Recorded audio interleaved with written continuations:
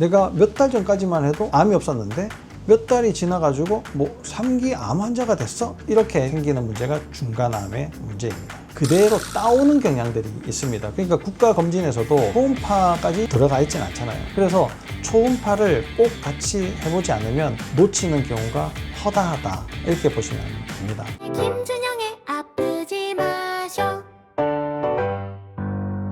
안녕하십니까, 마음편한 요외과 김준영 원장입니다. 건강하면 여러분들 무엇부터 생각을 하세요? 건강검진, 이것부터 먼저 생각을 제일 많이 하시잖아요. 우리나라는 굉장히 잘 돼 있죠. 대부분은 1년에 한 번씩 검사를 하고 늦어도 2년에 한 번, 이건 이제 나라에서 어느 정도 이제 검사를 해주게 되잖아요. 이렇게 검사를 철저하게 했는데도 중간에 암이 덜컥 생겼어, 이런 분들을 위해서 영상을 마련했습니다. 6개월 전 검사는 정상이었는데 유방암 3기 진단을 받은 분이 계신데요.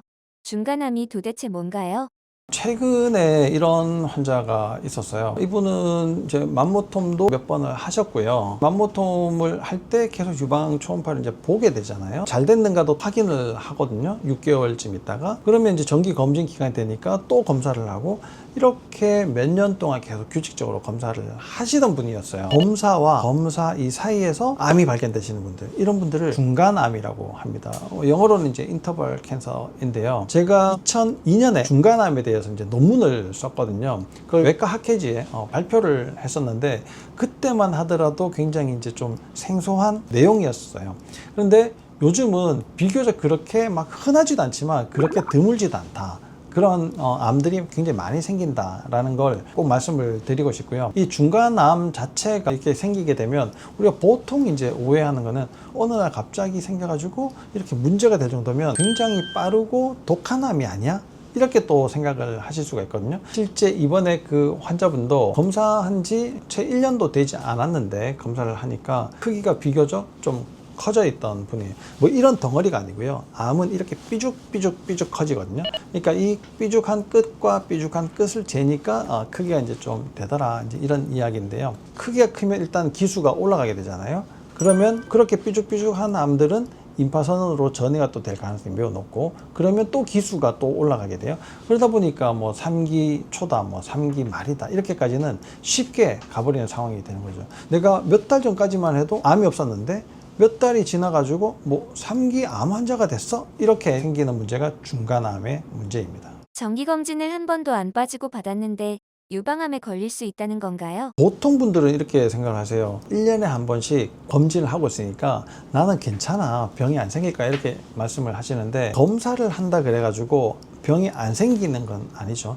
이 검사는 그 당시에 암이 있냐 없냐, 질병이 있냐 없냐를 확인해 보는 거예요. 여기에 없다 그래가지고 내일 아무 문제가 안 생길 거다, 이렇게 보장해 주는 것도 아니에요. 검진을 철저하게 일단은 믿으시면 안 된다. 이건 질병을 예방하는 목적이 아니다. 빨리 발견을 해서 빨리 조치를 취하기 위한 게 제일 첫 번째 목적이다, 이렇게 생각을 하시면 되고요. 또 건강검진을 한다 그러면은 한 일주일 전부터 이제 몸을 막 만드시잖아요. 식사도 좀 조심을 하시고, 술도 안 마시고, 뭐 잠도 좀 규칙적으로 주무시고, 내가 평상시 생활 습관대로 했을 때 상태가 어떻게 되느냐를 알아보는 것이 훨씬 더 중요합니다. 그러니까 검진을 했다 그래서 질병이 안 생긴다, 이렇게 생각을 하시면 안 되고, 다행히 이제까지 큰 문제 없이 오늘이 됐구나 라고 이해를 하시는 것이 가장 좋은 방법이겠죠. 중간암은 진행 속도가 빠르고 더 독한가요? 중간암은 더 독할 수도 있고요, 아닐 수도 있어요. 그냥 생각해 보면 몇 달 전까지는 암이 전혀 없다가 몇 달 사이에 암이 생겼고 암이 확 커졌으니까 엄청 빠르게 자라고 엄청 독한 암일 거다, 이렇게 이제 생각을 할 수 있는데요. 이 중간암이 어떻게 해서 이제 발견이 되는가를 한번 봐야지 됩니다. 제일 첫 번째는 진짜 없었는데 몇 개월 만에, 아니면 뭐 1년 사이에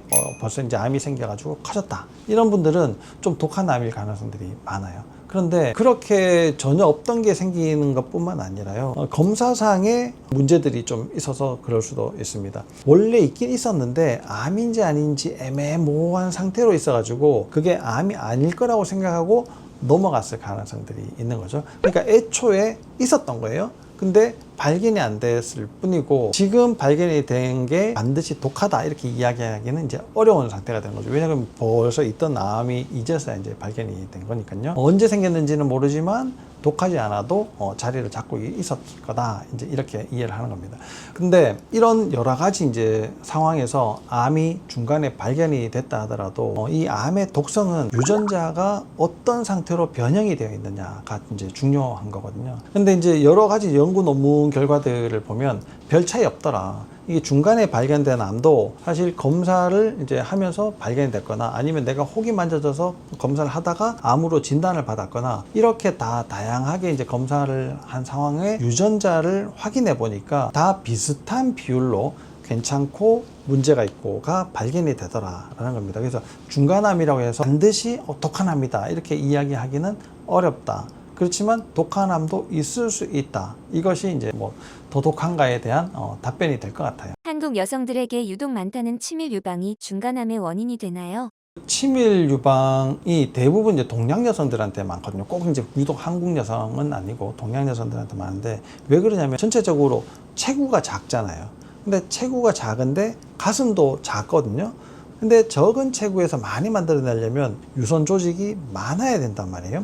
그러니까 젖을 많이 만들어내려면 젖을 만들어내는 세포들이 많이 있어야 되겠죠. 엑스레이 촬영으로 해보면 촘촘하게 치밀하게 하얗게 되어 있는 것을 치밀 유방이다 이렇게 이야기를 합니다. 뭐 지방형 유방은 느슨하게 퍼져 있다 이런 정도의 이제 차이다 이렇게 생각을 하시면 되는데 이 치밀 유방에 함정이 있어요. 보통 서양 여성들은 치밀 유방이 그렇게 많지는 않거든요. 그러다 보니까 이 검진 시스템에서 엑스레이 사진으로 진단하는 경우들이 훨씬 더 많이 있습니다. 우리가 받아들이는 검진 시스템은 대개 거기에서 사용하던 것들을 그대로 따오는 경향들이 있습니다. 그러니까 국가검진에서도 초음파까지 들어가 있지는 않잖아요. 그래서 2년에 한 번씩 자기가 태어난 해에 엑스레이 사진만 찍게 되어 있단 말이에요. 근데 치밀 유방 여성들에게는 이게 좀 치명적이에요. 왜 치명적이냐면 흰 도화지에 하얀 물감으로 그림을 그리는 거랑 마찬가지인 셈이거든요. 치밀 유방은 엑스레이 사진에서 굉장히 하얗게 보이는데 혹도 세포가 촘촘하게 만들어져야 이제 혹이 이제 되는 거거든요. 정상 세포의 분포보다 더 촘촘하게 있는 것이 혹인데 이것도 엑스레이 사진에서는 하얗게 보여요. 그러니까 하얀 바탕에 하얀 게 잘 안 보이니까 놓칠 가능성이 굉장히 높아지게 되는 겁니다. 유방에 생기는 혹은 어느 부위에 생기냐면 젖을 만들어내는 부위와 젖이 만들어진 것이 나가는 그 길에서 이제 생기게 되는 게 흔한데 이 암들은 대부분 젖이 만들어져 나가는 그 길에 생길 가능성들이 매우 높아져요. 젖을 많이 만들어내야 되니까 길도 많을 거 아니에요. 그러니까 거기에서 문제가 생길 가능성들이 있는데 그게 엑스레이 사진에서는 잘 안 보인단 말이에요. 그래서 초음파를 꼭 같이 해보지 않으면 놓치는 경우가 허다하다 이렇게 보시면 됩니다. 그래서 제가 쓴 논문도 보면은 800여 명 정도의 환자분들을 대상으로 이미 이제 엑스레이 사진을 가지고 오신 분들, 그런 분들 중에서 수술 전 엑스레이 사진이 확보되신 분들, 그러니까 그 대부분은 수술을 받으려고 외부에서 오시는 분들인데 엑스레이 사진까지 다 챙겨 오지는 않거든요. 그러니까 이제 확보된 분들을 다시 이제 검수를 해서 확인을 해본 건데 그런 중간암들을 발견을 해보니까 이 엑스레이 사진에서보다 초음파에서 발견될 가능성들이 훨씬 더 높더라라는 이제 결과를 제가 이제 썼었는데요. 그래서 우리나라에서 유방을 검사한다 그러면 엑스레이 사진도 검사를 꼭 해보셔야지 되지만 초음파 검사도 꼭 해보시는 것이 좋다 이렇게 이야기를 해볼 수가 있을 것 같아요. 여성 호르몬제나 피임약을 장기 복용하면 위험이 커지나요? 호르몬제하고 피임약은 사실 이제 뭐 어떻게 보면은 비슷한 것 같은데 다 이제 뭐 여성에 관련되어 있는 호르몬의 작용을 하는 것 같잖아요. 근데 서로 완전히 다른 약제들이에요. 이제 폐경이 막 진입하는 이런 분들은 에스트로겐도 필요하고 생리를 하게 하는 프로게스테론이라는 호르몬도 같이 필요하기 때문에 이걸 이제 병행해서 사용을 하게 되는데요. 자궁 수술을 했다. 그러면 생리를 할 필요가 없잖아요. 그러면 프로게스테론이라는 호르몬을 사용하지 않게 돼요.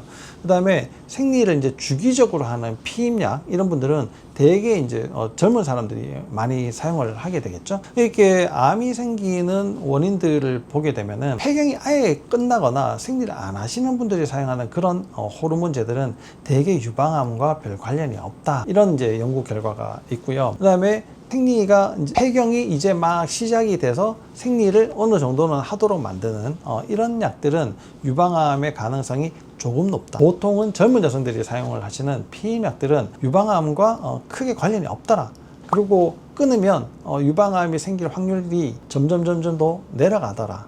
이렇게 이해를 하시면 됩니다. 그러면 전체적으로 보면 호르몬 치료를 하면서 유방암이 생길지 말지를 걱정하시는 것보다는 유방 검사를 정기적으로 해본다. 이렇게 생각을 하시면 될 것 같아요. 검진과 검진 사이에 이런 게 보이면 바로 병원에 가야 하는 신호가 있을까요? 검진을 하신 지 얼마 안 됐다, 검사를 하신 지 얼마 안 됐다 하더라도 다시 검사를 한 번 더 해보는 것이 좋은데, 제일 첫 번째가 유두에서 붉은색 분비물이 나올 때가 그렇습니다. 다 문제가 있는 건 아니에요. 그런데 그 중에 문제가 있을 확률이 높습니다. 분비물이 흰색도 있는데요, 붉은색으로 갈수록 별로 좋지 않은 것과 관련돼 있을 가능성이 더 많기 때문에 그런데요, 이런 분들은 다시 검사를 하시기 전에 하루 이틀 정도 늦게 가보시는 게 좋습니다. 왜 그러냐면 분비물이 고여 있는 그 위치를 정확하게 파악을 하려면 어느 정도 분비물이 고여 있어야 되거든요. 그런데 피가 이제 나잖아요. 검붉은 분비물이 나오잖아요. 그러면은 이게 이상하니까 계속 확인해 보신단 말이에요.